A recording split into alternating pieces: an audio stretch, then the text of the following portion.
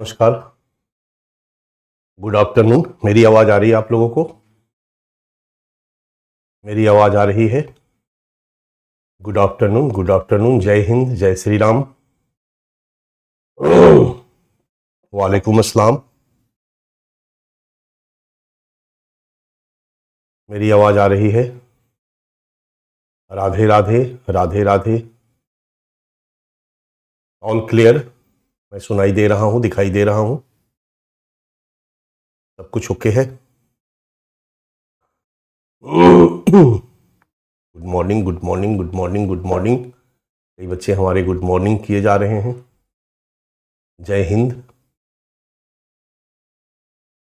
चलिए क्लास को शुरू किया जाए बच्चा। क्लास को शुरू किया जाए, क्लास को शुरू किया जाए।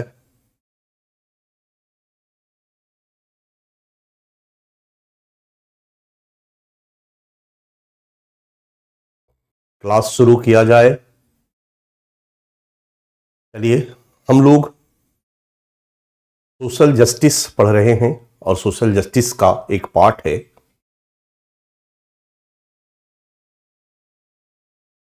मानव संसाधन विकास, जिसमें कि हम हेल्थ, एजुकेशन और स्किल डेवलपमेंट या व्यावसायिक शिक्षा पढ़ने वाले हैं। ठीक है। और इसी प्रक्रिया में हम लोगों ने हेल्थ के टॉपिक को पढ़ा। जब भी हम विकास की बात करते हैं तो मैंने पहले भी आपको बता दिया है कि विकास का मतलब होता है उत्पादन में वृद्धि, आय में वृद्धि, जीवन स्तर में सुधार, स्वास्थ्य स्तर में सुधार, शिक्षा के स्तर में सुधार। ये सारी चीजें विकास के अंतर्गत आती है।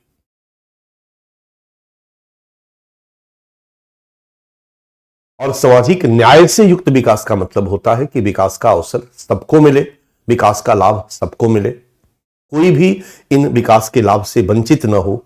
विकास के संदर्भ में किसी भी तरह की असमानता नहीं।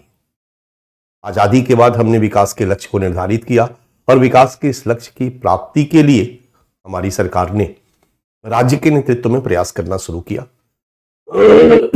शुरू में राज्य डोमिनेंट था और निजी क्षेत्र को भी इस विकास की प्रक्रिया में सहभागी बनाया गया था। राज्य एक रेगुलेटिंग एजेंसी के रूप में कार्य कर रही थी और इस निजी क्षेत्र के साथ, प्राइवेट सेक्टर के साथ मिलकर के राज्य विकास संबंधी लक्ष्यों की प्राप्ति के लिए काम कर रही थी। इसी संदर्भ में आजादी के बाद हमने भारत के सभी लोगों के हेल्थ को सुनिश्चित करने के लिए प्रयास किया। स्वास्थ्य मंत्रालय बनाया, ढेर सारे ऑर्गेनाइजेशन बनाए और इनके माध्यम से भारत में स्वास्थ्य अधोसंरचना के विकास को सुनिश्चित किया। ढेर सारे हॉस्पिटल, ढेर सारी डिस्पेंसरी और स्वास्थ्य विकास में सामाजिक न्याय की स्थापना के लिए समाज के गरीब से गरीब तबके तक स्वास्थ्य सुविधाएं, निःशुल्क स्वास्थ्य सुविधाएं पहुंचाने का प्रयास किया।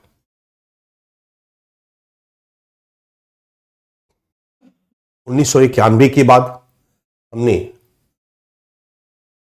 निजीकरण को बढ़ावा देने पर बल दिया, इसलिए हेल्थ के क्षेत्र में ढेर सारे प्राइवेट सेक्टर का प्रवेश हुआ, ढेर सारा प्राइवेट हॉस्पिटल, डिस्पेंसरी का प्रवेश हुआ जो ऊंची फीस लेते हैं और बेस्ट हेल्थ फैसिलिटी उपलब्ध कराते हैं।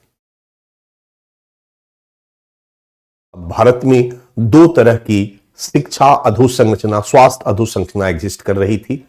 एक सरकारी जो भारत के सभी लोगों के लिए ओपन थी। भारत के सभी लोग निःशुल्क इस सरकारी स्वास्थ्य अधोसंरचना में से जुड़ करके स्वास्थ्य लाभ ले सकते थे, स्वास्थ्य सेवाओं को प्राप्त कर सकते थे। और दूसरी थी प्राइवेट।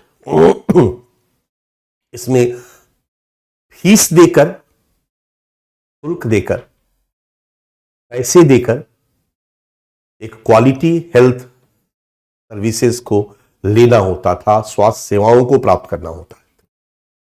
91 के बाद इस तरह की स्वास्थ्य सेवाएं विकसित होती चली गई और धीरे धीरे जो सरकारी स्वास्थ्य अधोसंरचना थी, स्वास्थ्य सेवाएं थी, उसकी क्वालिटी गिरती चली गई।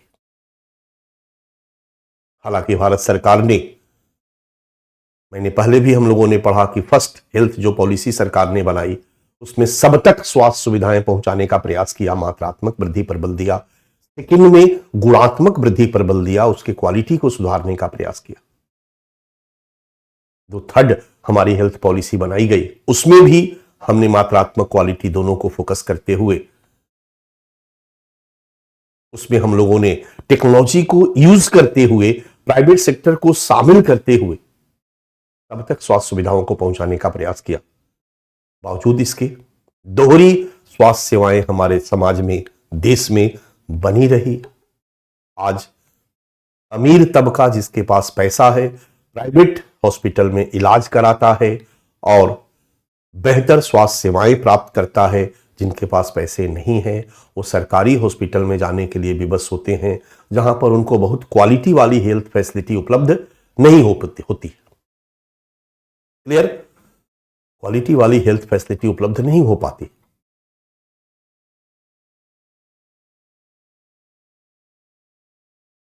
ये चिंता का विषय था, सरकार के लिए भी चिंता का विषय था।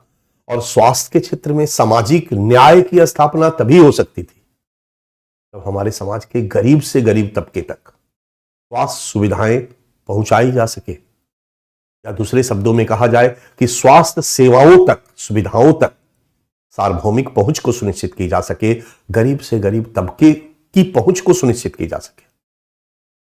हमने पहुंच को सुनिश्चित करने की दिशा में प्रयास कर रहे, लेकिन क्वालिटी हेल्थ सर्विसेज तक गरीब लोगों की पहुंच सुनिश्चित नहीं हो पा रही थी। हमारे गरीब लोग अपोलो जैसे हॉस्पिटल में, महंगे हॉस्पिटल में क्वालिटी की हेल्थ फैसिलिटी को, सर्विसेज को ले पाने में सक्षम नहीं हो रहे थे। ये हमारे लिए एक चिंता का विषय था। और इसी समस्या को ध्यान में रखते हुए स्वास्थ्य के क्षेत्र में सामाजिक न्याय को स्थापित करने के उद्देश्य से भारतीय समाज के गरीब लोगों के लिए इस प्राइवेट हॉस्पिटल में महंगी क्वालिटी वाली स्वास्थ्य सुविधाएं उपलब्ध कराने के उद्देश्य से, सरकारी वाली तो चल ही रही है और पीछे के विभिन्न कार्यक्रमों में सरकारी का क्या चल रहा है उसको हम लोगों ने ध्यान में रखा, देखा। गरीब तबके को एक क्वालिटी वाली स्वास्थ्य सुविधाएं उपलब्ध कराने के लिए प्राइवेट सेक्टर के साथ मिलकर उनको क्वालिटी वाली स्वास्थ्य सुविधाएं उपलब्ध कराने के लिए राष्ट्रीय स्वास्थ्य नीति 2017 के अनुरूप उनको क्वालिटी वाली स्वास्थ्य सुविधाएं उपलब्ध कराने के लिए हमारी सरकार ने दुनिया की एक सबसे स्वास्थ्य बीमा योजना को शुरू किया, एक सबसे बड़े कार्यक्रम को शुरू किया जिसका नाम है आयुष्मान भारत योजना। ये योजना 2018 में शुरू की गई और इसी को प्रधानमंत्री जन आरोग्य योजना भी कहा जाता है। इसी को प्रधानमंत्री जन आरोग्य योजना भी नाम दिया जाता है। ठीक है, हम लोग आज इसी टॉपिक को पढ़ेंगे और चिंता मत करें आप, मैं नीचे की तरफ तीर का निशान खिंचवाकर आपको पीडीएफ नोट्स लिखने के लिए नहीं कहूंगा। ये करंट का टॉपिक है, इससे प्रश्न अलग से पूछा जा सकता है। ये मैक्सिमम या कहा जाए तो ये सबसे अधिक संभावित टॉपिक है, इसलिए हम लोग इसको लिख के पढ़ेंगे। आप निश्चिंत रहें। सबसे पहले इस टॉपिक का आप नाम लिखेंगे और इस टॉपिक का नाम लिख करके और आप हम लोग इसको लिखने का काम शुरू करते हैं। आपके ये में है आयुष्मान भारत योजना 2018 या प्रधानमंत्री जन आरोग्य योजना 2018। मैंने पहले भी बताया कि इसको 2018 में शुरू किया गया।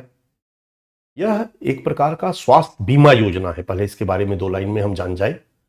यह एक प्रकार का हेल्थ बीमा स्कीम है।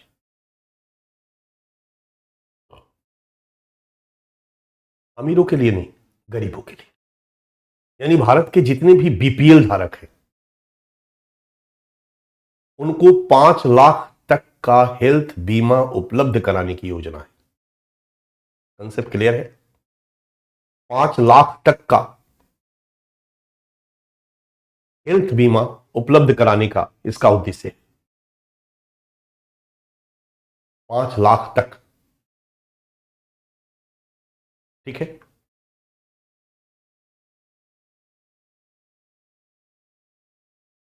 मतलब 10 करोड़ बीपीएल फैमिली,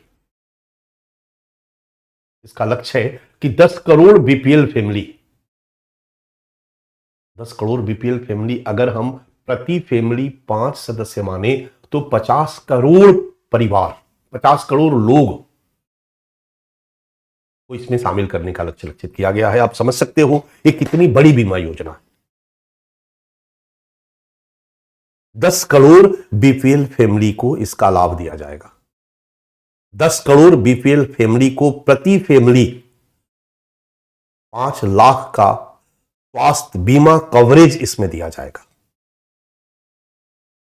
इस योजना के तहत कोई भी बीपीएल परिवार इसमें जब अपना रजिस्ट्रेशन कराएगा उसको एक कार्ड दिया जाएगा,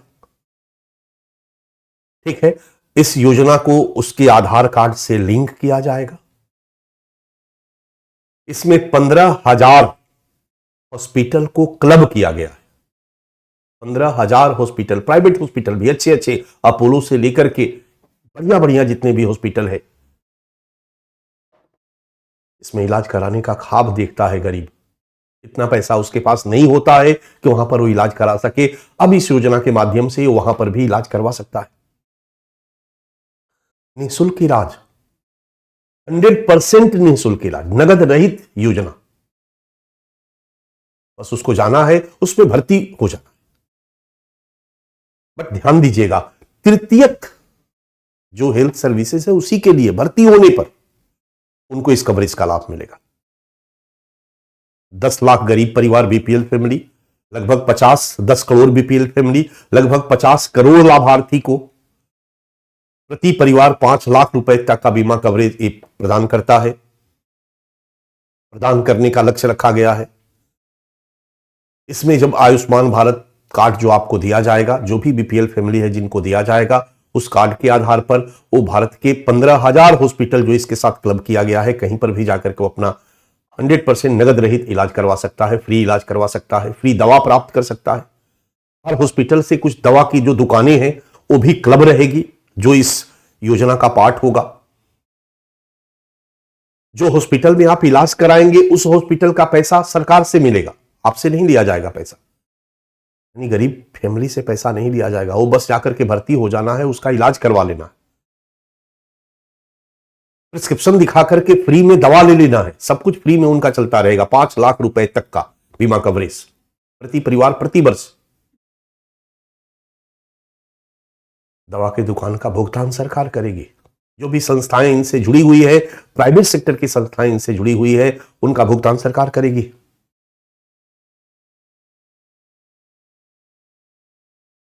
पहले से चल रहा इस योजना का वित्त पोषण कहां से होगा? तो स्वाभाविक सी बात है कि पहले से ऑलरेडी राष्ट्रीय स्वास्थ्य बीमा योजना चल रही थी और वरिष्ठ नागरिक स्वास्थ्य बीमा योजना चल रही थी। दोनों को इसमें मर्ज कर दिया गया। उन सबको हटा करके एक महत्वाकांक्षी योजना लेकर के सरकार आई। यही है बच्चा आयुष्मान भारत योजना या प्रधानमंत्री जन आरोग्य योजना। इसके बारे में एक मोटा मोटी मैंने आपको ब्रीफ दे दिया। इसके बारे में हम थोड़ा सा लिख लेते हैं, फिर इस योजना की हम समीक्षा कर लेते हैं। यह योजना प्राइवेट सेक्टर के साथ मिलकर चलाई जा रही है, बहुत क्लियर है। प्राइवेट हॉस्पिटल के साथ मिलकर चलाई जा रही है, बहुत क्लियर है। इस तरह की योजना को शुरू करने का एक डायरेक्शन 2017 के हमारे नेशनल हेल्थ पॉलिसी में दिया गया था, उसी के अनुरूप है ये योजना। कहा जाए तो सामाजिक न्याय की दिशा में, सामाजिक न्याय से युक्त स्वास्थ्य विकास की दिशा में एक बहुत ही महत्वपूर्ण कदम है ये योजना। चल इसके बारे में थोड़ा सा हम लिख लेते हैं। पहले मोटा मोटी मैंने इसके बारे में आपको बता दिया। लिखिए परिचय, कैपिटल ए परिचय। इसके बारे में, इस योजना के बारे में पहले हम लोग थोड़ा सा जान जाते हैं।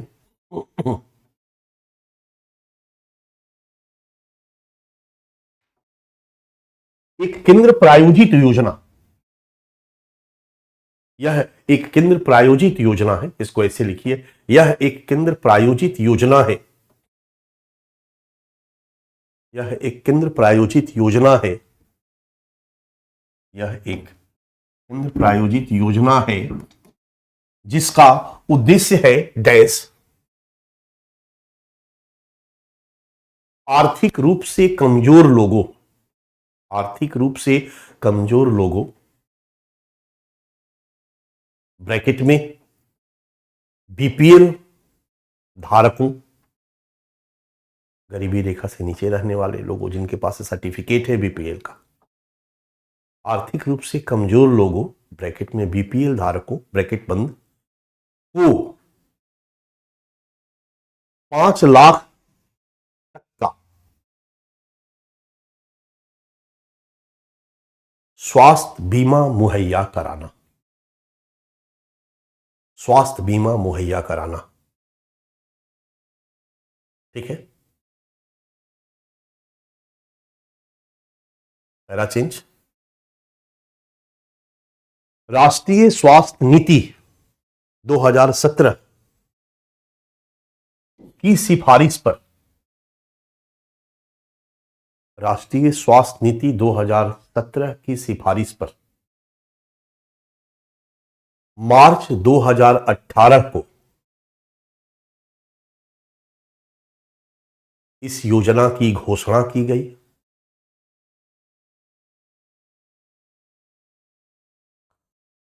दो 2018 को इस घोषणा की घोषणा की गई और अप्रैल 2018 में,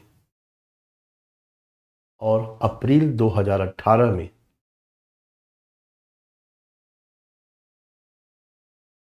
इसको प्रारंभ किया गया।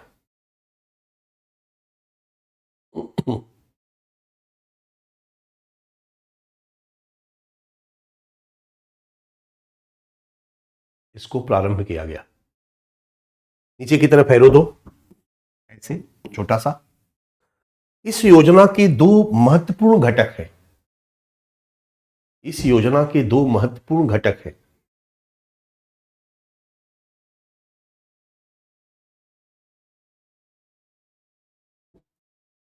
पहला स्वास्थ्य एवं कल्याण केंद्र और दूसरा राष्ट्रीय स्वास्थ्य सुरक्षा योजना।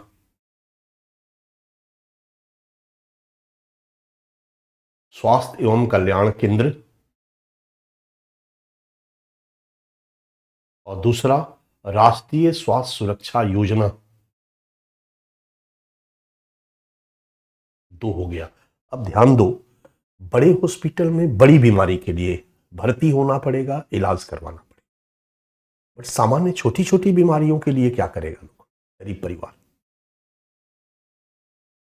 तो उसके लिए एक अलग से प्रोविजन किया गया और वो प्रोविजन है स्वास्थ्य एवं कल्याण केंद्र। हालांकि बाकी इंफ्रास्ट्रक्चर हमारा ऑलरेडी एग्जिस्ट कर रहा है, प्राथमिक स्वास्थ्य केंद्र, सामुदायिक स्वास्थ्य केंद्र, जिला अस्पताल, ये तो ऑलरेडी है। बट इस योजना के तहत 15 लाख ऐसे केंद्र की स्थापना करने का लक्ष्य लक्षित किया गया। 15 लाख स्वास्थ्य एवं कल्याण केंद्र की स्थापना की जाएगी जो प्राथमिक स्वास्थ्य देखभाल करेंगे, जो प्राइमरी लेवल पर गरीब लोगों की स्वास्थ्य की देखभाल करेंगे। इस 15 लाख स्वास्थ्य केंद्र सीएसआर से फंड जनरेट करेंगे।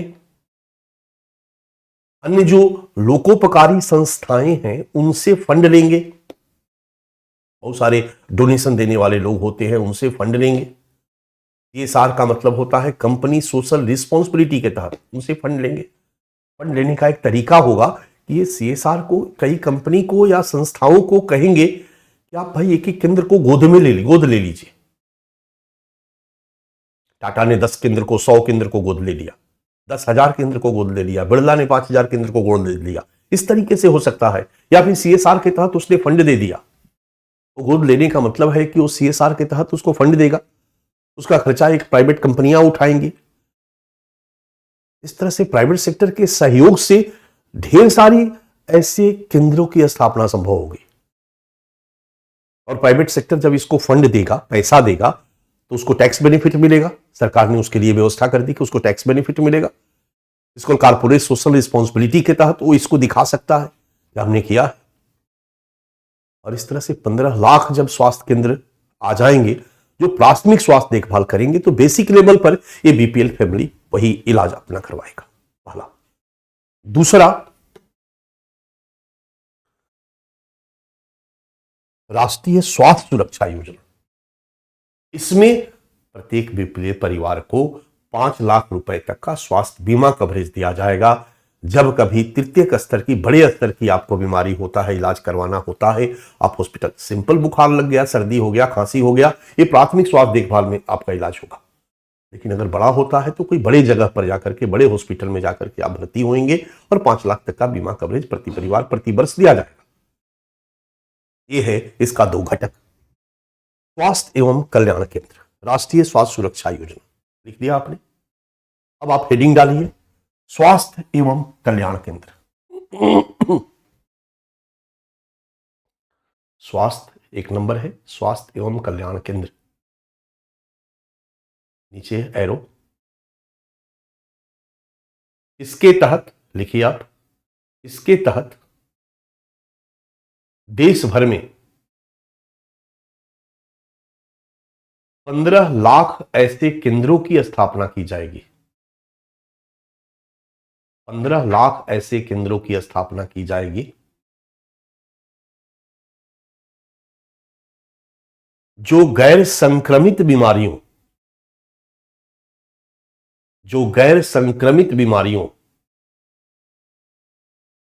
एवं मातृ तथा शिशु स्वास्थ्य सेवाओं,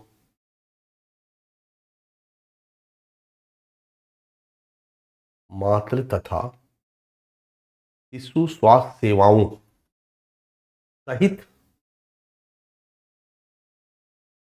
सहित व्यापक प्राथमिक स्वास्थ्य देखभाल करेंगे, व्यापक प्राथमिक स्वास्थ्य देखभाल करेंगे।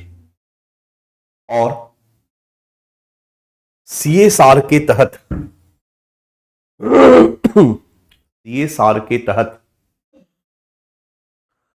कंपनियों एवं लोक परोपकारी संस्थाओं, कंपनियों, परोपकारी भी लिख सकते हो, लोक परोपकारी संस्थाओं द्वारा इन केंद्रों को गोद लेने हेतु प्रेरित किया जाएगा। इन केंद्रों को गोद लेने हेतु प्रेरित किया जाएगा। डन। दूसरा है राष्ट्रीय स्वास्थ्य सुरक्षा योजना। इसी को प्रधानमंत्री जन आरोग्य योजना भी कहा जाता है। प्रधानमंत्री जन आरोग्य योजना, इसलिए मेन जो आपका आयुष्मान भारत योजना है, इसके दोनों कंपोनेंट है। ऐसे आयुष्मान भारत योजना जो मेन जाना जा रहा है वो 5 लाख का स्वास्थ्य बीमा के लिए जाना जा रहा है। 5 लाख का स्वास्थ्य बीमा के लिए जाना जा रहा है और उसी को प्रधानमंत्री जन आरोग्य योजना कहा जाता है। इसलिए हेडिंग में भी हम लोगों ने दोनों लिखा। प्रधानमंत्री जन आरोग्य, PMJAY, पूर्णतः सरकार द्वारा वित्त पोषित। पहला वाला में हमने प्राइवेट सेक्टर को लिया, पहला वाला में हम लोगों ने प्राइवेट सेक्टर को लिया। पीछे आपने देखा 15 लाख जो स्वास्थ्य केंद्र स्थापित किया जाएगा वो सीएसआर के तहत प्राइवेट सेक्टर गोद लेगा या लोक परोपकारी संस्थाएं गोद लेगी। और स्वास्थ्य बीमा 100% सरकार द्वारा, पूर्णतः सरकार द्वारा वित्त पोषित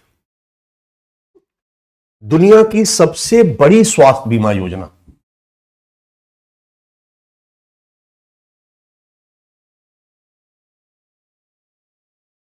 जिसका उद्देश्य डैश जिसका उद्देश्य द्वितीयक एवं तृतीयक, प्राथमिक में तो हल्का फुल्का इलाज स्वास्थ्य केंद्र पे हो गया, द्वितीयक एवं तृतीयक स्वास्थ्य सेवाओं में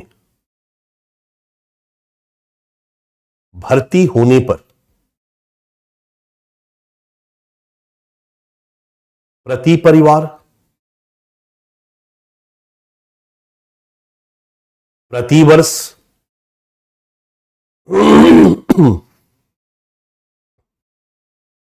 5 लाख रुपए का बीमा कवरेज प्रदान करना है।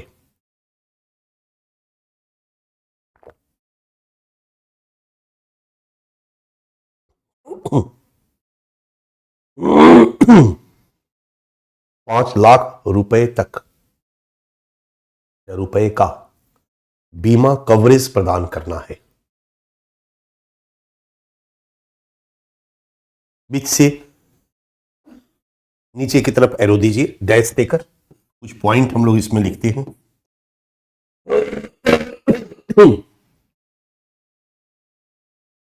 एक नंबर पॉइंट, इस योजना के तहत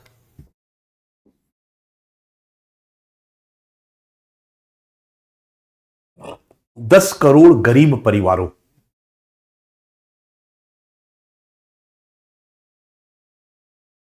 ब्रैकेट में 50 करोड़ लाभार्थियों, बड़ा क्लियर है, 142 करोड़ हमारी आबादी है और 50 करोड़ को इस योजना के तहत 5 लाख तक का बीमा कवरेज कर देने से आप समझ सकते हो कि स्वास्थ्य के क्षेत्र में यह एक क्रांतिकारी योजना, और खास करके गरीबों के लिए स्वास्थ्य के क्षेत्र में सामाजिक न्याय की स्थापना की दिशा में एक क्रांतिकारी योजना है।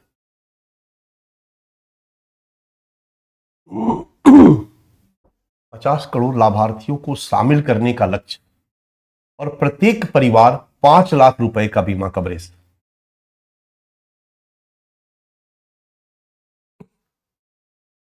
सेकेंड पॉइंट,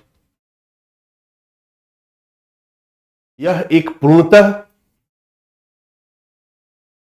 नगद रहित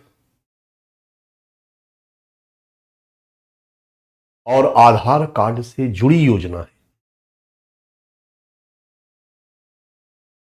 यह एक पूर्णतः नगद रहित और आधार कार्ड से जुड़ी योजना है, जिसके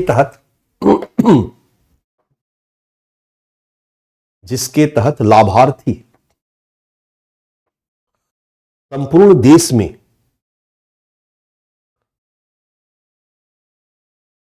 किसी भी सूचीबद्ध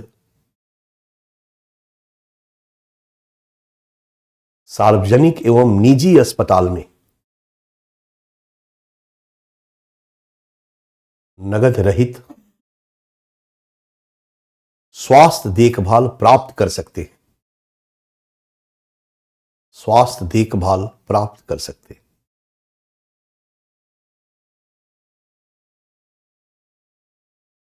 पॉइंट नंबर 3, इस योजना के अंतर्गत 15,000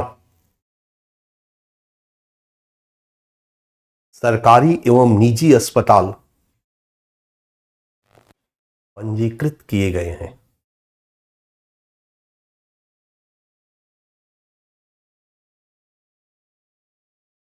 15,000 सरकारी एवं निजी अस्पताल पंजीकृत किए गए हैं। पॉइंट नंबर 4, इसमें लाभार्थी का चयन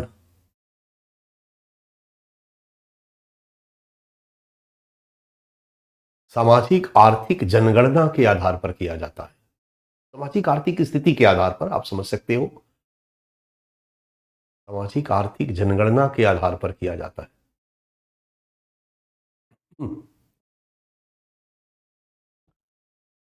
इस योजना में राष्ट्रीय स्वास्थ्य बीमा योजना, राष्ट्रीय स्वास्थ्य बीमा योजना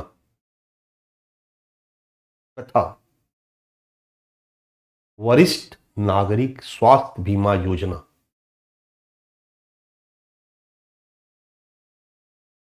वरिष्ठ नागरिक स्वास्थ्य बीमा योजना का विलय किया गया है, का विलय किया गया है।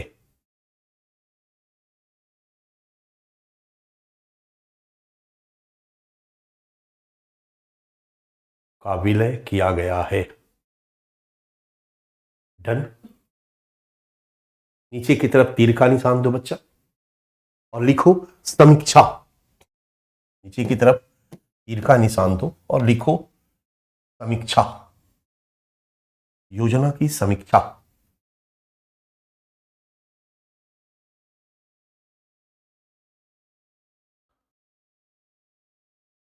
समीक्षा जब भी हम करेंगे तो दो तीन चीजें रहेगा बच्चा।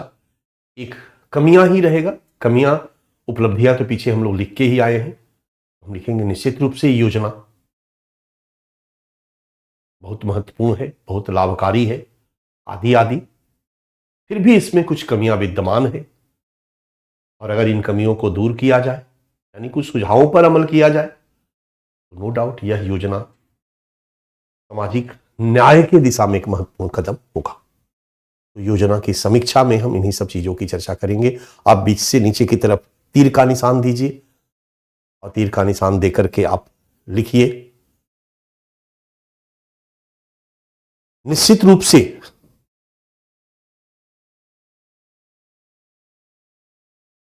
यह योजना राष्ट्रीय स्वास्थ्य नीति 2017 के उद्देश्यों को प्राप्त करने की दिशा में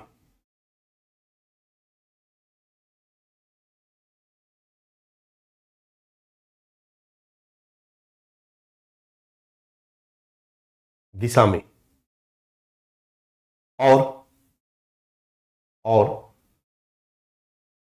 स्वास्थ्य के क्षेत्र में और स्वास्थ्य के क्षेत्र में सामाजिक न्याय के आदर्श को, स्वास्थ्य के क्षेत्र में सामाजिक न्याय के आदर्श को प्राप्त करने की दिशा में, स्वास्थ्य के क्षेत्र में सामाजिक न्याय के आदर्श को प्राप्त करने की दिशा में एक महत्वपूर्ण कदम है, एक महत्वपूर्ण कदम है। डैश जिसके द्वारा न केवल गरीब तबकों तक, न केवल गरीब तबकों तक गुणवत्तापूर्ण स्वास्थ्य सुविधाएं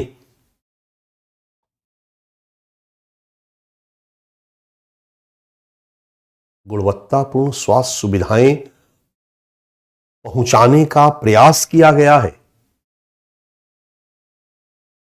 प्रयास किया गया है, बल्कि यह स्वास्थ्य के क्षेत्र में व्याप्त असमानताओं को भी दूर करता है, व्याप्त असमानताओं को भी दूर करता है। डन। पैरा चेंज, नीचे की तरफ छोटा तीर का निशान दो, पैरा चेंज। परंतु अभी भी इस योजना में कुछ खामियां हैं,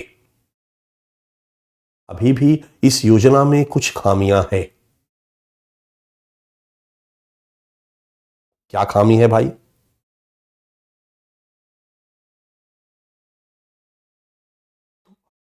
इस योजना की आलोचना में आलोचक कहते हैं कि टारगेट तो कर दिया गया 10 करोड़ परिवार, 50 करोड़ लोग, लेकिन हमारे पास जो इंफ्रास्ट्रक्चर है, जो दवाइयां हैं, जो पैथ लैब है, वो 50 करोड़ के लिए पर्याप्त नहीं है। तो एक मात्रात्मक कमी विद्यमान है जो कहीं ना कहीं इस योजना के क्रियान्वयन के मार्ग में बाधा आएगी, बाधा उत्पन्न करेगी, एक कमी। यानी इस पर ध्यान नहीं दिया गया। जल्दी जल्दी में एक बड़ी घोषणा कर दी गई। बड़ी घोषणा को पूरा करने के लिए, असफलता के लिए जो प्रीरिक्विजिट्स चाहिए थे, वो उस पर ध्यान नहीं दिया गया। इतने लोगों के लिए हमारे पास कितना इंफ्रास्ट्रक्चर होना चाहिए, इस पर ध्यान नहीं दिया गया। ये एक सबसे बड़ी आलोचना इस योजना की जाती है।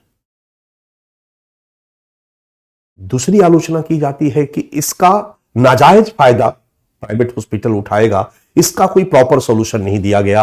बीमा कंपनियां उठाएगी, इसका कोई प्रॉपर सॉल्यूशन नहीं दिया गया। बड़ा क्लियर है बच्चा, पेशेंट और हॉस्पिटल मिल जाएगा, बीमा कंपनियां मिल जाएंगी, पेशेंट जाकर के 5 दिन के लिए हॉस्पिटल में भर्ती हो जाएगा। बीमा कंपनियां कुछ इस तरह के अनएथिकल प्रैक्टिसेस करेगी, हॉस्पिटल इस तरह के अनएथिकल प्रैक्टिसेस करेगी जिससे पैसा कमाया जा सके। इन सब चीजों को रोकने की कोई प्रॉपर समुचित व्यवस्था इस पर नहीं की गई है। यह भी इस योजना की एक कमी है।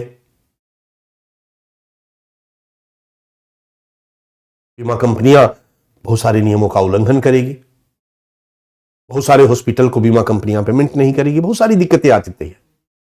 या फिर कई ऐसी समस्याएं आई भी है, प्रैक्टिकली आई है। बहुत से ऐसे मेरे जानने वाले कुछ ऐसे दवा के दुकान वाले हैं जो इस योजना के तहत निःशुल्क दवा देते गए, साल भर तक दवा दिए। जब 8 लाख 9 लाख रुपया उनका बिल हो गया तो सरकार से बिल निकलना मुश्किल हो रहा। अब जब सरकार ने बिल देने में देर किया, सरकारी अधिकारी ब्यूरोक्रेसी का जो चक्कर रहा, बिना देर किया, तो उन्होंने इससे अलग होकर के उन्होंने देना बंद कर दिया, दवा देना बंद कर दिया, मुफ्त दवा देना बंद कर दिया। अब आयुष्मान भारत योजना के तहत इलाज करा करके हॉस्पिटल से और फ्री में दवा लेने के लिए जा रहे हैं, दवा कंपनियां देने से इनकार कर रही है, दवा दुकानें देने से इनकार कर रही है। तो दवा दुकान के लेवल पर भी गड़बड़ियां हो सकती है, वो 10 का 100 का बिल बना करके दे सकती है। हॉस्पिटल के लेवल पर भी गड़बड़ियां हो सकती है। लेकिन सरकार की जो सिस्टम है, उस सिस्टम से पेमेंट नहीं होने पर भी कई तरह की गड़बड़ियां हो रही है। ये सब हम कमियों की चर्चा करेंगे और इन्हीं कमियों को दूर करने के कंटेस्ट में हम कुछ सुझाव देंगे। हम कहेंगे कि इस तरह के अनएथिकल जो प्रैक्टिसेस है उनको दूर करने के लिए उपाय किया जाए। इतना बड़ा योजना व्यय को कैसे वहन किया जाएगा, इसके लिए जो प्राथमिक स्वास्थ्य देखभाल है, जो 15 लाख प्राथमिक स्वास्थ्य देखभाल केंद्र खोलने की बात है ना, प्राइवेट सेक्टर लोगों के द्वारा गोद लेने की बात, उसको भी इस 5 लाख के बीमा व्यय में शामिल किया जाए। 5 लाख के बीमा में उसको भी शामिल किया जाए तो बर्डन कम हो जाएगा, उसको फ्री ना रखा जाए। अस्पतालों में बार बार भर्ती होने की जगह पर पोषण के स्तर को सुधारा जाए ताकि गरीब बेचारे बीमार ही ना पड़े, और प्राइवेट सेक्टर जो भी हॉस्पिटल वगैरह है वो अनएथिकल प्रैक्टिसेस अगर कर रहे हैं तो उनको भी रोकने की व्यवस्था की जाए। तो जो कमियां हैं उन्हीं को दूर करने के लिए जो सुझाव होगा वो सुझाव दे दिया जाएगा। और एक सुझाव और आ रहा है कि जो बड़ी बड़ी कुछ गंभीर बीमारियां, इसको भी इसमें शामिल किया जाए। और फिर उन गंभीर बीमारियों का केवल साल भर में 5 लाख से काम नहीं चलेगा, तो कुछ न कुछ इसकी एक व्यवस्था की जानी चाहिए। अब कैसे होगा हमें सुझाव देना है। अब इस सरकार की समस्या है कि कैसे इस समस्या का समाधान सरकार करती है। ठीक है, चलिए। परंतु अभी भी इस योजना की कुछ खामियां हैं। परंतु देखिए, अभी भी इस योजना की कुछ खामियां है।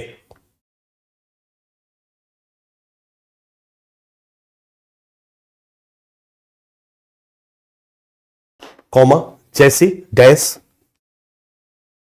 अस्पतालों में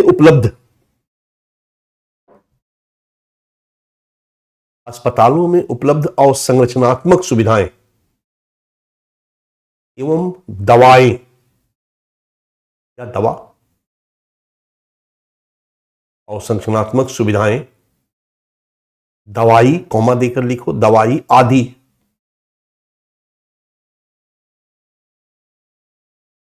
भारत की विशाल जनसंख्या के भारत की विशाल जनसंख्या की आवश्यकता पूर्ति हेतु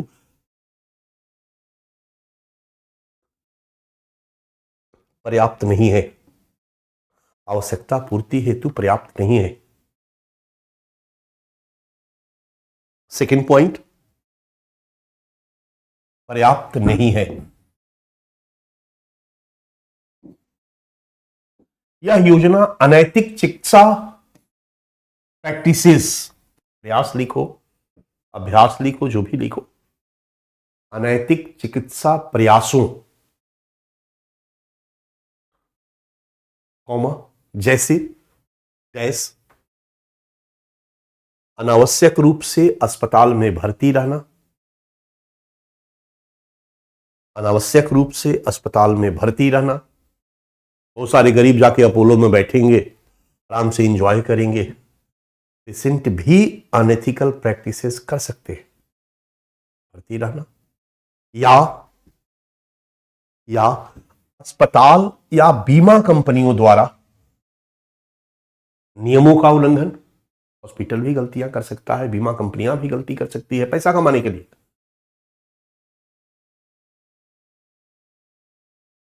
नियमों का उल्लंघन आदि की अनदेखी करता है, मतलब इस योजना में इसको चेक एंड बैलेंस का कोई सिस्टम नहीं बनाया गया। तीसरा पॉइंट, स्पष्ट है कि इस योजना में अंतर्निहित कमियों के साथ साथ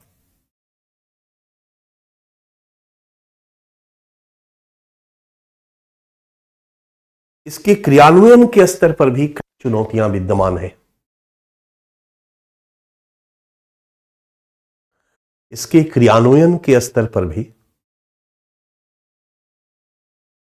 कई चुनौतियां विद्यमान है।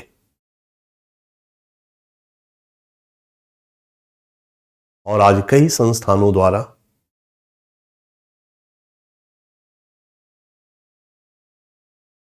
उनके बिल का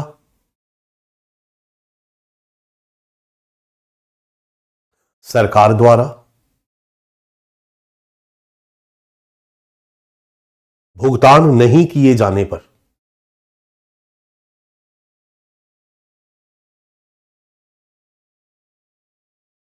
सेवाओं को देने से बंद कर दिया गया है। सेवाओं को देने से बंद कर दिया गया है।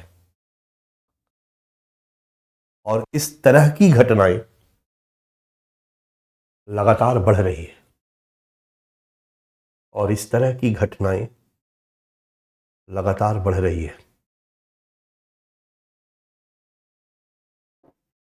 पहला चीज, इसलिए जरूरत है कुछ सुझावों पर अमल करने की। इसलिए जरूरत है कुछ सुझावों पर अमल करने की, कॉमा, जैसे डैश, नीचे की तरफ छोटा सा एरो दे दो, स्क्रीन पर भी दिया हुआ है। सुझाव को अंडरलाइन कर दो।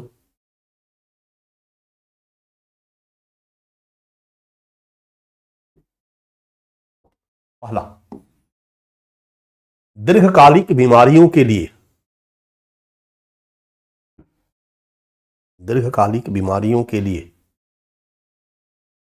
बाह्य रोगी सेवाओं के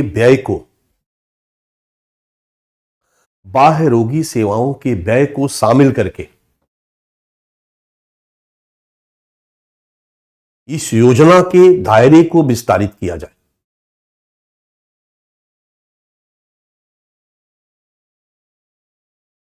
इस योजना के दायरे को विस्तारित किया जाए।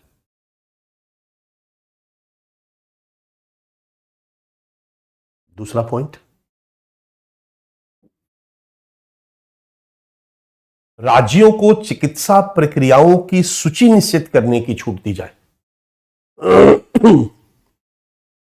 स्टेट को भी इसमें कुछ प्रोसेस निर्धारण की छूट मिलनी चाहिए। राज्यों को चिकित्सा प्रक्रियाओं की सूची निश्चित करने की छूट दी जाए। योजना व्यय को कम करने के लिए प्राथमिक स्वास्थ्य सुविधा देखभाल को इसमें शामिल किया जाए। नहीं तो वो फिर अलग से खर्च हो जाएगा, ये अलग से खर्च होगा सरकार का। प्राथमिक स्वास्थ्य सुविधा देखभाल को इसमें शामिल किया जाए। चौथा, अस्पतालों में भर्ती होने के बोझ को कम करने के लिए, अस्पतालों में भर्ती होने के बोझ को कम करने के लिए सारे के सारे लोग, ढेर सारे लोग हॉस्पिटल में भर्ती हो जाएंगे तो हॉस्पिटल पर बर्डन बढ़ेगा। इससे बढ़िया है कि लोगों के पोषण के स्तर को सुधारा जाए, लोगों को स्वस्थ बना दिया जाए, उनको बीमार होने और भर्ती होने की जरूरत ही नहीं पड़े। यही है ये सुझाव। अस्पतालों में भर्ती होने के बोझ को कम करने के लिए पोषण स्थिति सुधारने पर बल दिया जाए। पोषण स्थिति सुधारने पर बल दिया जाए।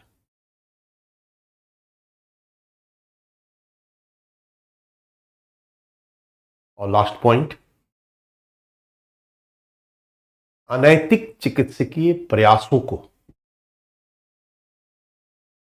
अनैतिक चिकित्सकीय प्रयासों को रोकने की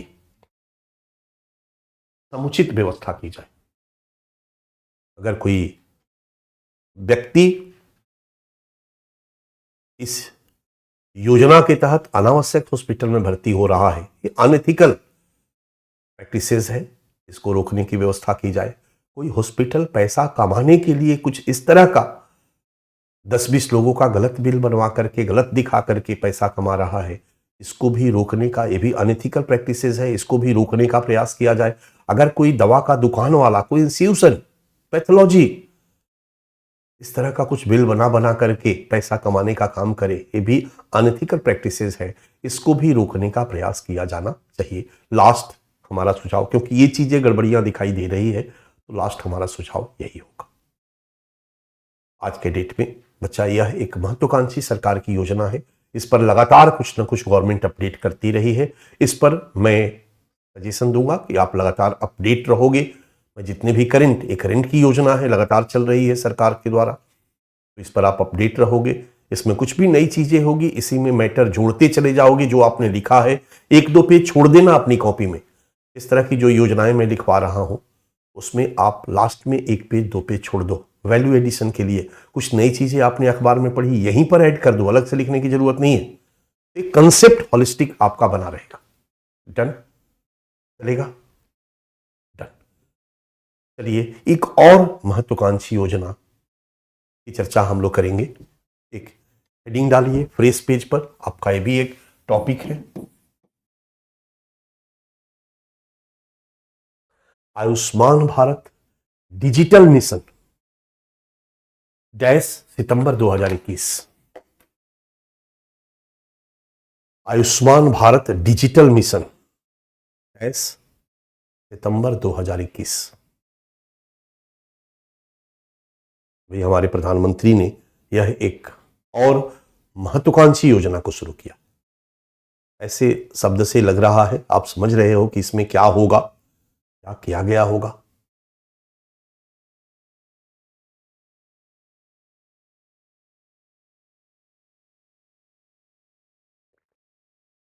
आप देख रहे हो लगातार दुनिया में टेक्नोलॉजिकल डेवलपमेंट हो रहा है।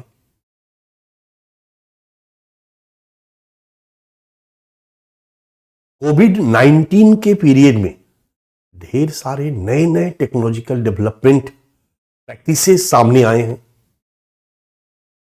पहले भी ऑनलाइन क्लासेस होते थे, लेकिन कोविड-19 ने जब से सबको घर में बंद कर दिया, लोगों के पास कोई ऑप्शन नहीं रहा और फिर ढेर सारे ऑनलाइन क्लासेस शुरू हो गए। यूट्यूब सबसे ज्यादा चर्चित इसी कोविड-19 में हुआ। बहुत से लोगों ने यूट्यूब से क्लास लेना शुरू कर दिया।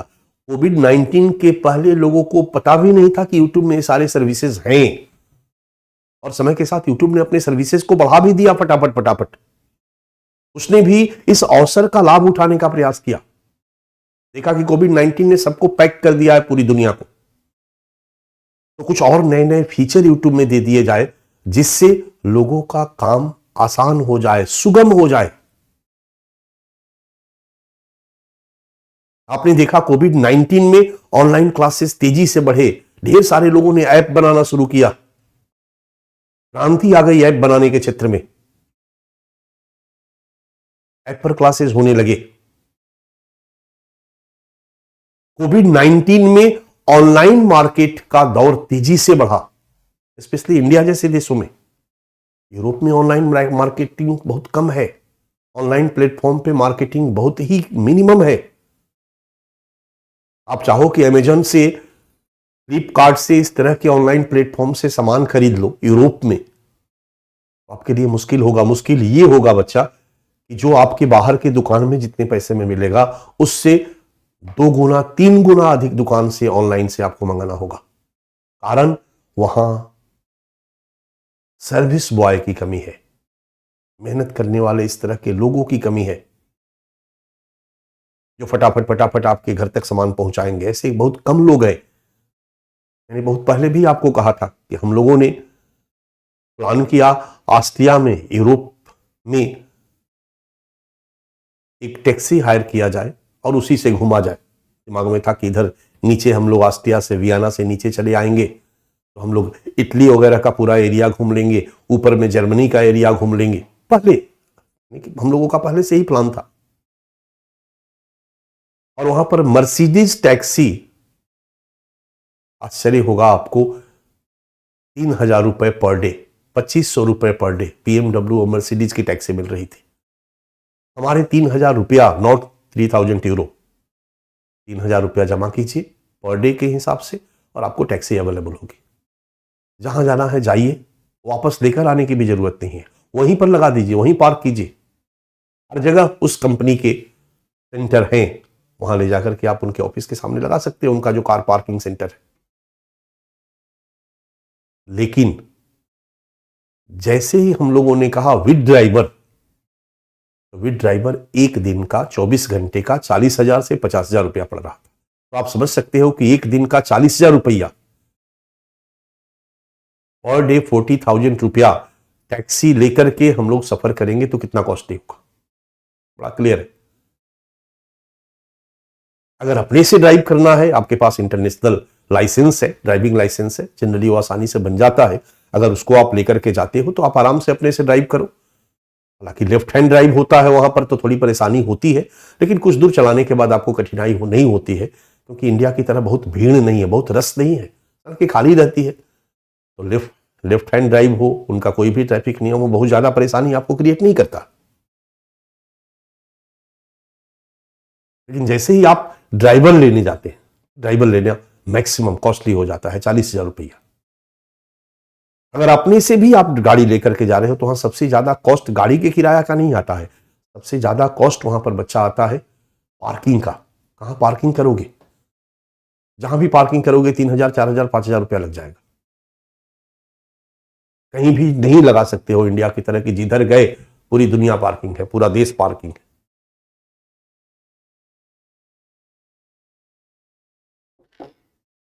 इन देशों में रेट ऑफ इंटरेस्ट बहुत कम है बच्चा, 1%, 1.5%, 2% बैंक से रेट ऑफ इंटरेस्ट है। लोगों के पास पैसा है तो पड़ा हुआ है। अभी नहीं है कि बैंक में जमा कर देंगे, बैंक में जमा कर देंगे तो बैंक क्या देगा, 1%, 1.5% देगा। इसलिए इन लोगों ने अपने पैसे को इन्वेस्ट करने के लिए बड़े बड़े फंड मैनेजर बना रखे हैं। यूरोप के देशों के फंड मैनेजर दुनिया के अलग अलग देशों में बिखरे हुए, इंडिया जैसे देश है, इंडिया में इन्वेस्टमेंट की पॉसिबिलिटी है, हेल्थ में, एजुकेशन में, तो उनके पास पैसा पड़ा हुआ है, क्या करेंगे? 1%, 1.5% बैंक में जमा करके लेने से बेटर है कि कहीं ज्यादा मिले। तो अगर इंडिया में कहीं इन्वेस्ट कर देने से 5-6% में मिल जाता है तो बेस्ट है।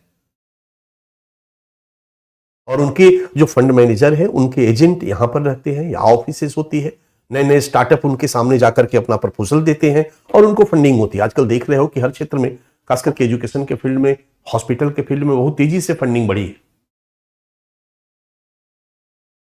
वहां पर सर्विस सेक्टर की दिक्कत है, बट भारत में तो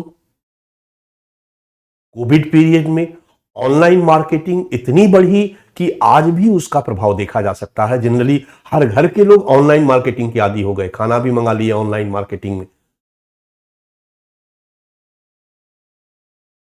टेक्नोलॉजिकल डेवलपमेंट हमारे जीवन को काफी हद तक सहज बना दिया, आसान बना दिया। और इसी कोविड पीरियड में आपने देखा होगा एक ऑनलाइन ऐप हम लोग, सरकार ने कहा था कि सभी लोग उस ऐप को डाउनलोड कर लें अपने मोबाइल पर। मोबाइल पर हम ऐप रखते थे और ऐप से हमारे कोविड पेशेंट की सारी इंफॉर्मेशन कोविड की मिलती जाती थी। कितने लोग मरे, कितने लोग संक्रमित हैं, कितने पॉजिटिव हैं, कितने डिस्चार्ज हुए। हेल्थ का एक छोटा सा ऐप आता है, उसमें आप कितने कदम पैदल चले, आपका पूरा का पूरा हेल्थ के बारे में उसमें रिकॉर्ड, पूरा डेटा रहता है। धीरे धीरे धीरे धीरे ऐप के माध्यम से ये सारी चीजें आसान होती जा रही है। हमारी सरकार ने सोचा कि स्वास्थ्य के फील्ड में भी, हेल्थ के फील्ड में भी, हेल्थ सर्विसेज के फील्ड में भी क्यों ना हम इस टेक्नोलॉजी के डेवलपमेंट को यूज करें। अगर एक ऐप हो, जैसे मैंने पहले भी कहा था, आप चले जाओगे यूरोप के सभी शहरों में, हर शहर का अपना एक ट्रांसपोर्टेशन ऐप है।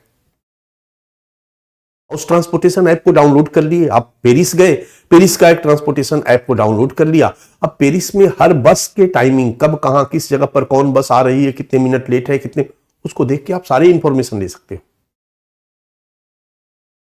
उसी तरीके से हेल्थ का एक ऐप डाउनलोड कर लिए और उस ऐप में आपके हेल्थ के बारे में सारा इंफॉर्मेशन हो।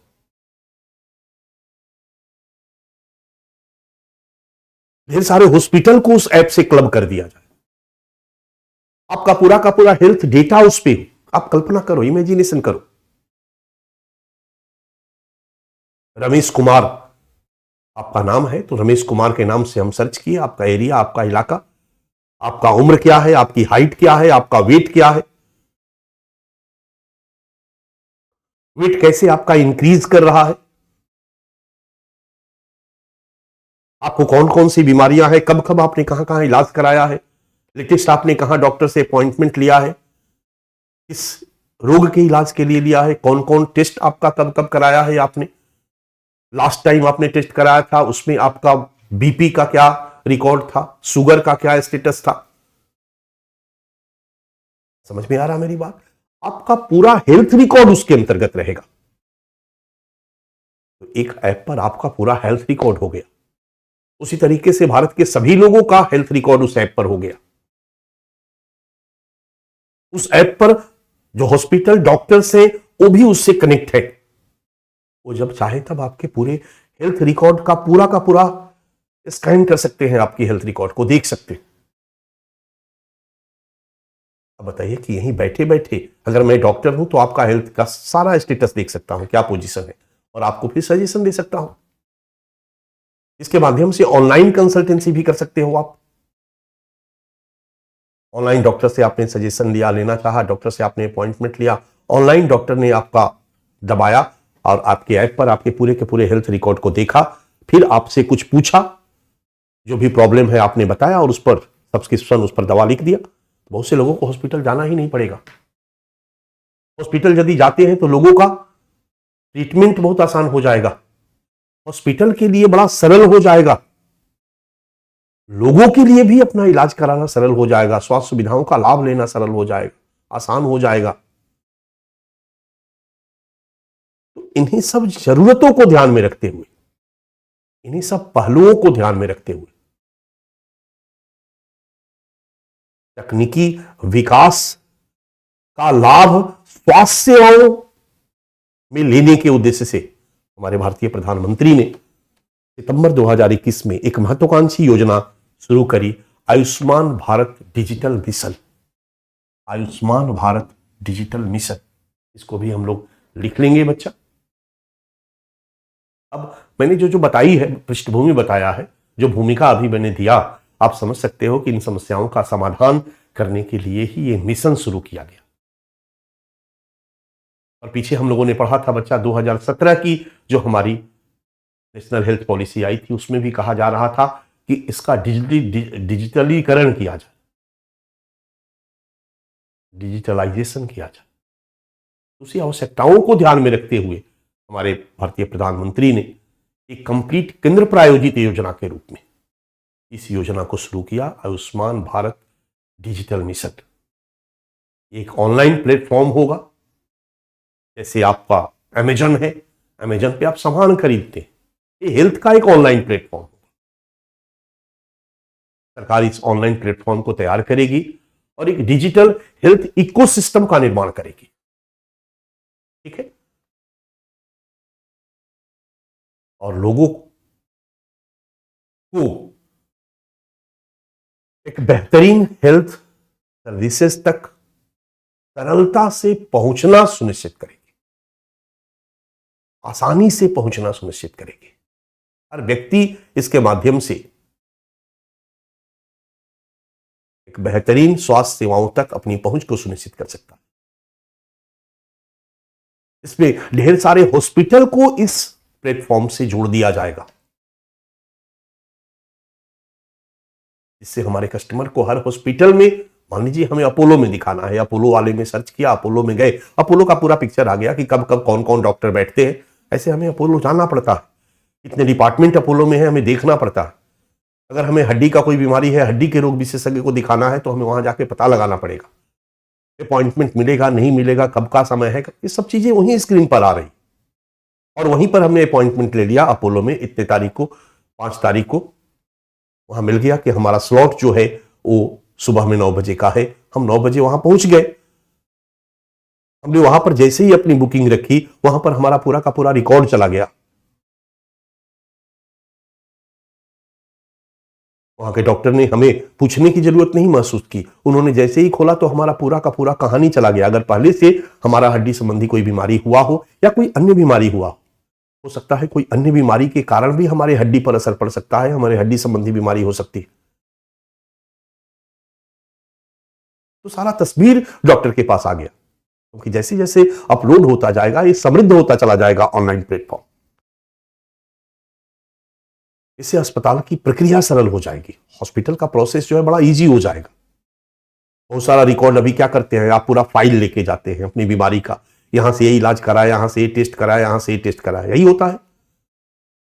अपना पूरा फाइल लेके जाते हैं, डॉक्टर एक एक करके पढ़ता है, कहीं कोई फाइल वाइल लेकर जाने की जरूरत नहीं है। तो हॉस्पिटल का काम भी आसान होगा, आपका भी डेटा एक जगह सुरक्षित रहेगा। अब आपको फाइल बनाने की जरूरत नहीं है, आपका पूरा का पूरा हेल्थ का फाइल बना हुआ है उसी ऑनलाइन प्लेटफॉर्म पर। जरूरत पड़ेगी तो आपको यहीं से बैठे बैठे आप डिजिटली परामर्श ले सकते हैं। डॉक्टर वहां आपको इलाज भी बता देंगे, दवा भी लिख करके दे देंगे। ठीक है, और आपका हेल्थ रिकॉर्ड भी सेफ रहेगा। आजकल बहुत सारे इंफॉर्मेशन को हम लोग ऑनलाइन अपलोड इसलिए कर देते हैं, मेरे पास ढेर सारा वीडियो और फोटो है, मैं अभी मोबाइल से हटा करके उसको अलग जगह सेव करना चाह रहा हूं, ताकि सेव रहेगा तो परमानेंट वहां पर हमारा सुरक्षित रहेगा। इस तरह के प्लेटफॉर्म पर आपका हेल्थ डेटा जो है वो सारा का सारा सेफ रहेगा। यही है बच्चा डिजिटल मिशन।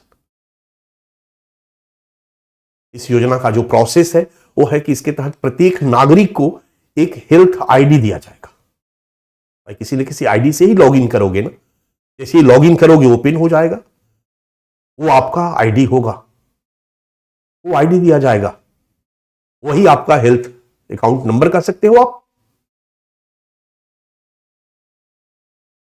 और उसमें सारा आपका इंफॉर्मेशन इनहेरेंट होगा।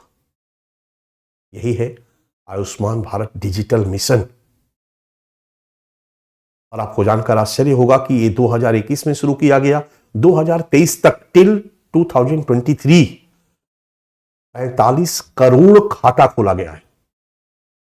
इस मिशन के तहत 45 करोड़ से अधिक आयुष्मान भारत स्वास्थ्य खाता, Ayushman Bharat health number account खोला गया है। और सरकार इस पर काफी उत्साहित है, इसलिए सरकार ने 1 जनवरी 2023 को एक डिजिटल स्वास्थ्य प्रोत्साहन योजना शुरू किया, ताकि इस योजना को और सफल बनाया जा सके। यही है बच्चा आयुष्मान भारत डिजिटल मिशन, सितंबर 2021। तो हम लोग थोड़ा सा लिख लेते हैं। परिचय, आप हेडिंग दीजिए, परिचय।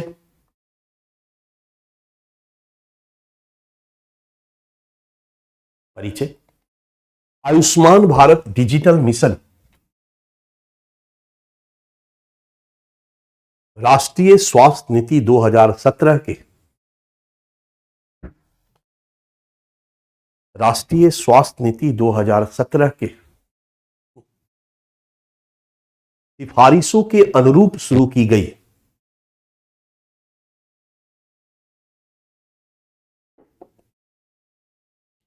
सिफारिशों के अनुरूप शुरू की गई एक केंद्र प्रायोजित योजना है।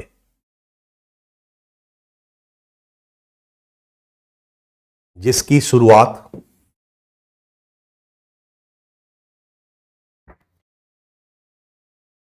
भारतीय प्रधानमंत्री द्वारा 2021 में की गई।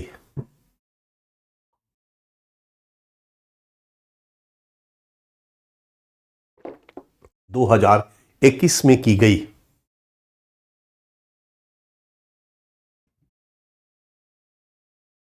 ठीक है,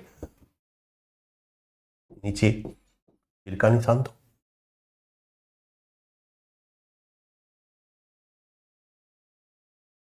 एक हेडिंग बनाओ आप, ABDM, शॉर्ट में लिखो, पूरा लिखने की जरूरत नहीं है। Ayushman Bharat digital mission. ABDM के उद्देश्य, ABDM के उद्देश्य ऑब्लिक कार्य, जो उद्देश्य है वही कार्य है। जिस उद्देश्य से कोई चीज बनाया जाता है उसी को किया जाता है, तो कार्य में भी अगर पूछता है तो यही लिखा जाएगा। ABDM का उद्देश्य ऑब्लिक कार्य, अंडरलाइन नीचे की तरफ एरो।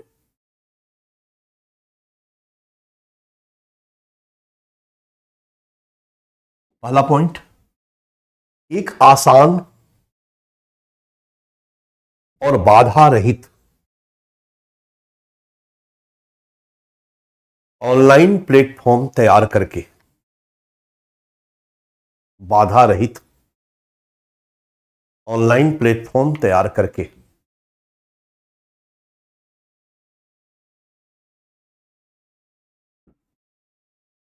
डिजिटल स्वास्थ्य इकोसिस्टम के अंतर्गत, डिजिटल स्वास्थ्य इकोसिस्टम के अंतर्गत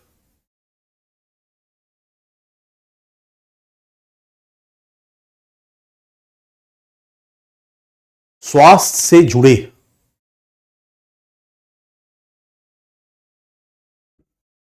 अन्य पोर्टल,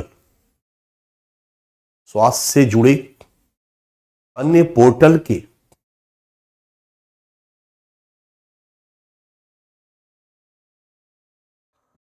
परस्पर संचालन को सक्षम बनाना, परस्पर संचालन को सक्षम बनाना।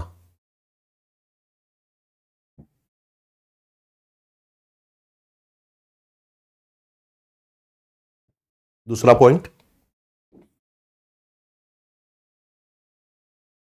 राष्ट्रीय डिजिटल स्वास्थ्य इकोसिस्टम के द्वारा,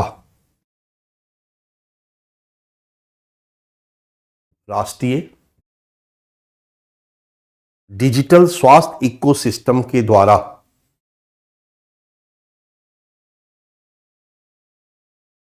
एक कुशल कौमा आसान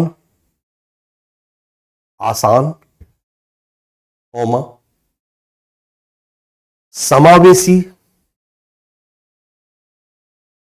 समावेशी गरीब अमीर सभी, समावेशी कौमा सस्ती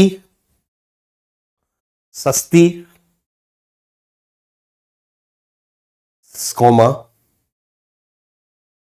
समय पर और सुरक्षित तरीके से, सुरक्षित तरीके से सार्वभौमिक स्वास्थ्य कवरेज प्रदान करना, सुरक्षित तरीके से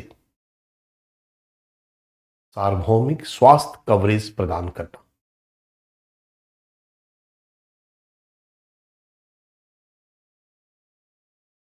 तीसरा पॉइंट,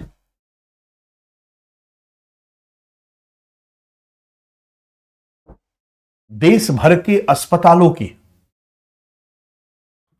देश भर के अस्पतालों के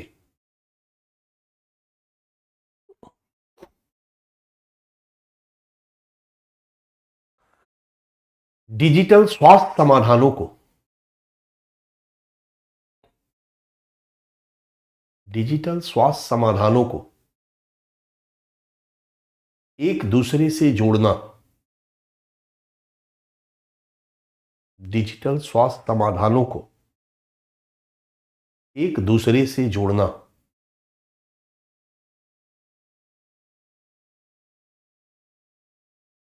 चौथा पॉइंट, अस्पतालों की प्रक्रियाओं को सरल बनाकर, अस्पतालों की प्रक्रियाओं को सरल बनाकर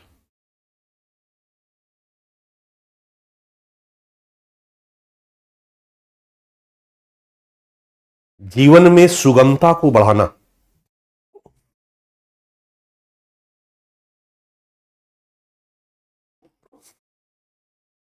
जीवन में सुगमता को बढ़ाना। 5 नंबर,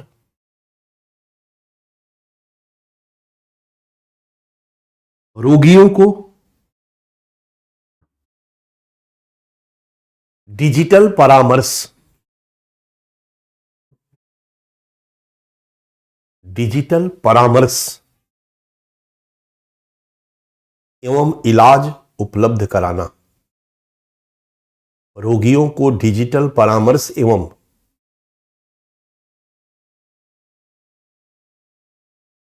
इलाज उपलब्ध कराना।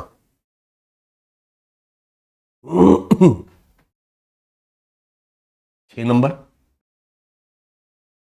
5 नंबर है रोगियों को डिजिटल परामर्श, ऑनलाइन उनको परामर्श और इलाज उपलब्ध कराना। 6 नंबर, भारत के सभी नागरिकों को, भारत के सभी नागरिकों को स्वास्थ्य सुविधाओं तक, स्वास्थ्य सुविधाओं तक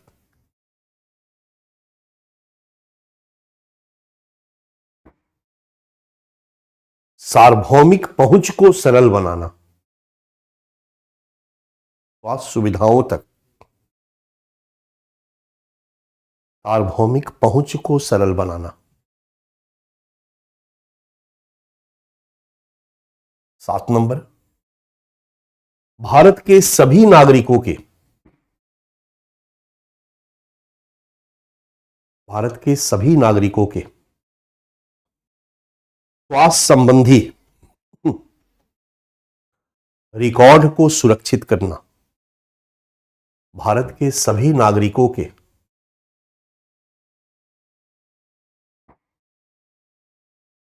स्वास्थ्य संबंधी रिकॉर्ड को सुरक्षित करना,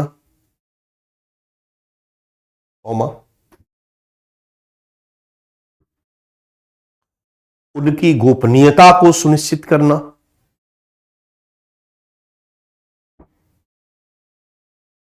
उनकी गोपनीयता को सुनिश्चित करना और चिकित्सकों तक उनकी पहुंच को सरल बनाना, चिकित्सकों तक उनकी पहुंच को सरल बनाना।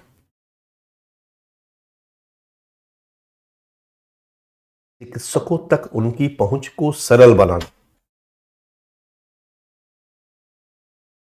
डन, नीचे की तरफ एरो। क्लियर है? बीच से नीचे की तरफ लंबा तीर का निशान दो। प्रोसेस क्या होगा वो हम लोग लिख लेते हैं। इस योजना के तहत इस योजना के तहत प्रत्येक नागरिक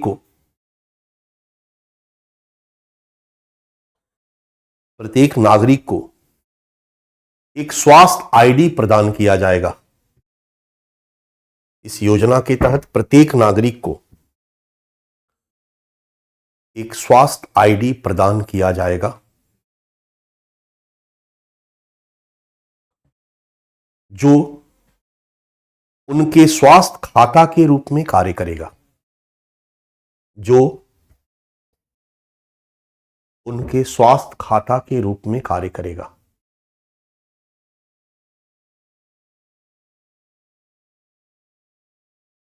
दूसरा डॉट पॉइंट दूसरा है, इस आयुष्मान भारत स्वास्थ्य खाता में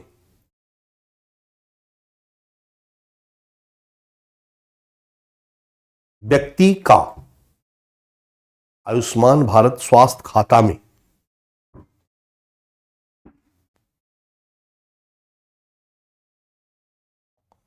प्रत्येक व्यक्ति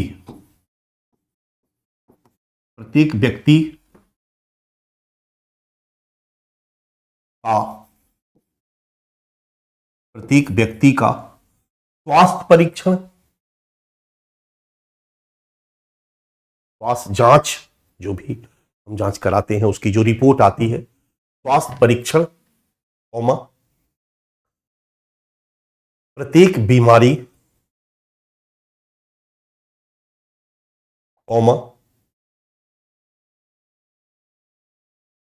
डॉक्टर से लिया गया अपॉइंटमेंट,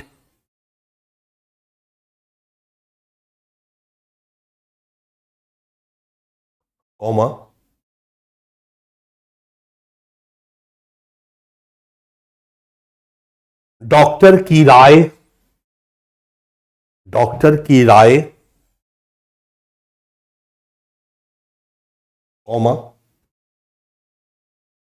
ली गई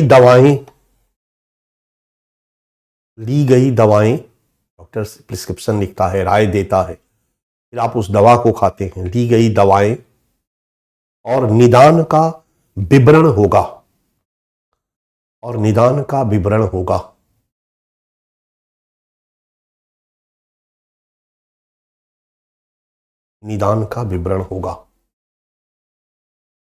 एक आइडिया मिल गया इस योजना के बारे में। आप नीचे से एक एरो दो लंबा सा।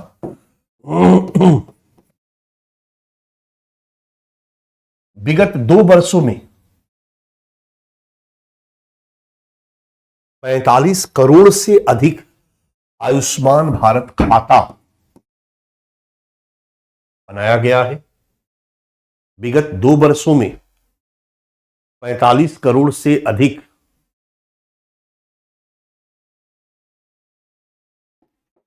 आयुष्मान भारत खाता बनाया गया है।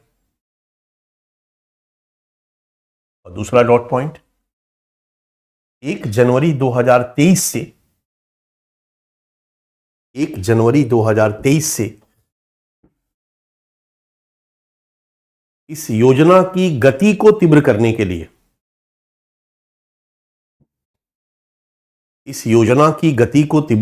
लिए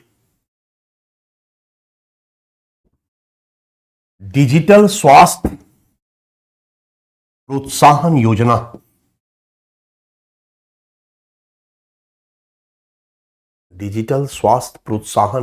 को शुरू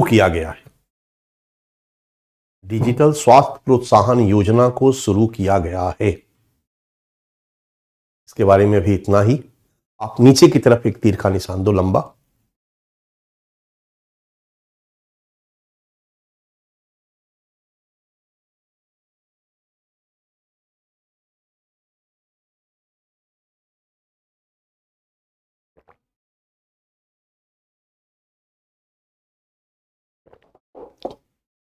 ठीक है, और एरो देकर के एरो के पॉइंट पर लिखो समीक्षा। एरो के पॉइंट पर आप लिखो समीक्षा। समीक्षा में तारीफ करने के सिवा और कुछ हम नहीं कर सकते हैं। एक सजेशन जरूर हम देंगे कि लोगों का जो इंफॉर्मेशन है इस प्लेटफॉर्म पर, ये सरकार की जिम्मेदारी होगी कि उस सूचना को सेफ रखा जाए, सुरक्षित रखा जाए और उसकी गोपनीयता को बनाए रखा जाए। बहुत सारी ऐसी बीमारियां होती है, आदमी नहीं चाहता है कि उस बीमारी के बारे में लोग जाने, डॉक्टर जाने, सभी जाने, ये उचित नहीं है, समाज जाने, ये उचित नहीं है। तो जो भी इंफॉर्मेशन है इस प्लेटफॉर्म पर, उसकी गोपनीयता को बनाए रखना सरकार की सबसे बड़ी चुनौती होगी। अगर सरकार इसकी गोपनीयता को बनाए रखती है और इस योजना को दृढ़ इच्छा शक्ति के साथ प्रॉपर तरीके से लागू करती है, तो निश्चित तौर पर हेल्थ के क्षेत्र में यह एक तकनीकी क्रांति साबित होगी और तकनीकी विकास का लाभ दुनिया के सभी लोगों को स्वास्थ्य सुविधाओं तक पहुंचना सरल करने में आसान होगा, इससे आसान करने में मदद मिलेगी। एक सुझाव हम यहां पर भी दे देंगे, जो पहले भी दे सकते हैं कहीं पर। स्वास्थ्य का अधिकार, हमारी सरकार ने भारत के नागरिकों को शिक्षा का अधिकार तो दे दिया, राइट टू एजुकेशन, बट स्वास्थ्य का अधिकार की मांग जारी है। स्वास्थ्य का अधिकार नहीं दिया गया है। हम लोगों ने 2017 की जो हमारी नेशनल हेल्थ पॉलिसी थी, उसको भी क्रिटिसाइज करते समय, उसकी समीक्षा करते समय हम लोगों ने ये बात कही थी, इस नीति में स्वास्थ्य का अधिकार नागरिक अधिकार के रूप में शामिल करने पर चर्चा नहीं की गई है, ये इसकी कमी है। तो ये डिमांड हमारी जारी रहेगी। तो हम ये भी कह सकते हैं कि भारत के नागरिकों को जरूरत है स्वास्थ्य का अधिकार दिया जाए और फिर उनके हेल्थ डेटा जो भी है उनके दुरुपयोग को रोकते हुए इस मिशन को बढ़िया से चलाया जाए। डन। समीक्षा,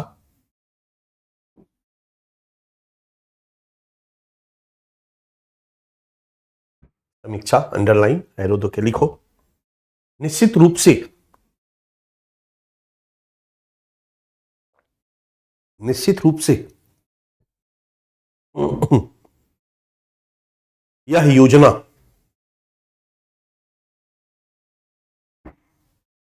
तकनीकी विकास का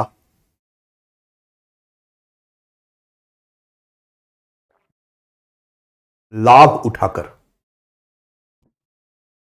तकनीकी विकास का लाभ उठाकर स्वास्थ्य सुविधाओं तक, स्वास्थ्य सुविधाओं तक सार्वभौमिक पहुंच को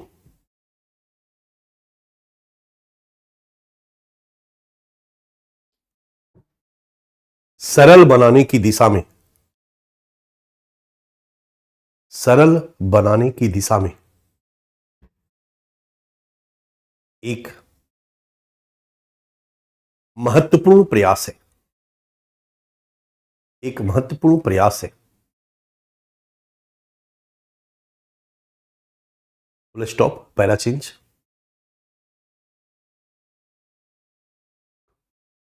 जरूरत है भारत के नागरिकों को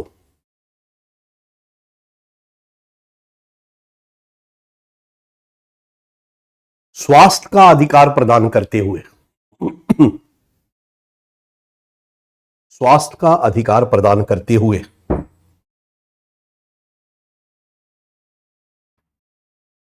उनके स्वास्थ्य डेटा के दुरुपयोग को रोकते हुए, स्वास्थ्य का अधिकार प्रदान करते हुए और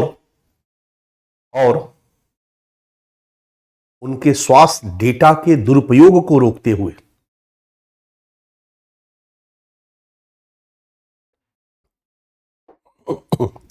इस मिशन को दृढ़ इच्छा शक्ति के साथ लागू किया जाए।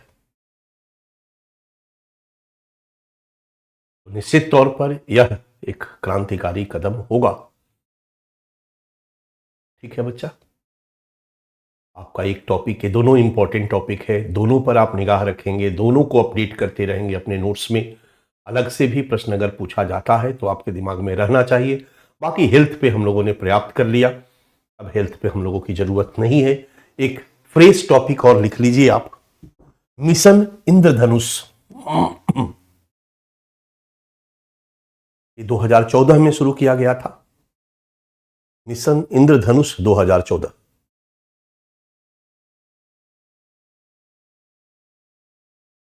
मिशन इंद्रधनुष 2014। आप नीचे की तरफ एरो दो, नीचे की तरफ एरो दो और एरो देकर के लिखो पीडीएफ नोट्स।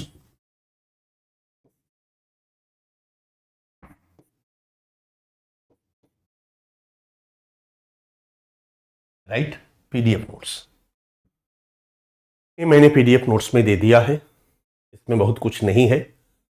आपका का पूरा हेल्थ से जुड़े हुए प्रयासों में नेशनल हेल्थ पॉलिसी 2017 पे प्रश्न बन सकता है अलग से।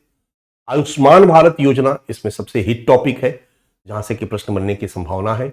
आयुष्मान भारत स्वास्थ्य डिजिटल मिशन, आयुष्मान स्वास्थ्य डिजिटल मिशन, इससे भी प्रश्न बन सकता है अलग से। बाकी कोई सेपरेट टॉपिक नहीं है जिससे अलग से प्रश्न पूछा जाए। हालांकि हमने बहुत सारे टॉपिक को पढ़ लिया है पीडीएफ के माध्यम से, तो एक ओवरऑल हॉलिस्टिक समझ हम लोगों के पास आ चुकी है। बस एक केवल मिशन इंद्रधनुष को एक नजर डाल देते हैं। ये पहले भी बताया था मैंने शुरुआत में जब योजनाओं को मैं लिख रहा था, यह एक टीकाकरण कार्यक्रम है। 2014 में लिखा गया, प्रयास किया गया, एक योजना शुरू की गई कि पूरे भारत के लोगों का कंप्लीट टीकाकरण कर दिया जाए। ठीक है, छोटे बच्चों को बीमारियों से बचाने के लिए संपूर्ण टीकाकरण के लक्ष्य को प्राप्त करने हेतु प्रारंभ एक केंद्र प्रायोजित योजना, जिसको 2014 में शुरू किया गया। राइट, इसके तहत 2020 तक उन सभी बच्चों को टीकाकरण करना है जिन्हें किसी कारण से टीका नहीं लगा है या अधूरा टीकाकरण हुआ है। आज के डेट में सारे बच्चों का टीकाकरण हो ही रहा है, पर जिनका किसी कारण से नहीं लगा है या अधूरा हुआ है, उन सबको इसमें शामिल करके उनका टीकाकरण करना इस योजना का लक्ष्य रहा है। बस थोड़ा सा मैंने दे दिया, कहीं 2-3 लाइन अगर मेंशन करना हो आपको, इस टॉपिक पर कोई प्रश्न है अगर उसका आंसर लिखते समय, तो हेल्थ के बारे में आपके पास एक प्रॉपर इंफॉर्मेशन आ गया। डन। तो बच्चा, आज का क्लास हम लोगों का यही खत्म होता है। ठीक है, और हेल्थ का टॉपिक मैंने आप लोगों का करा दिया,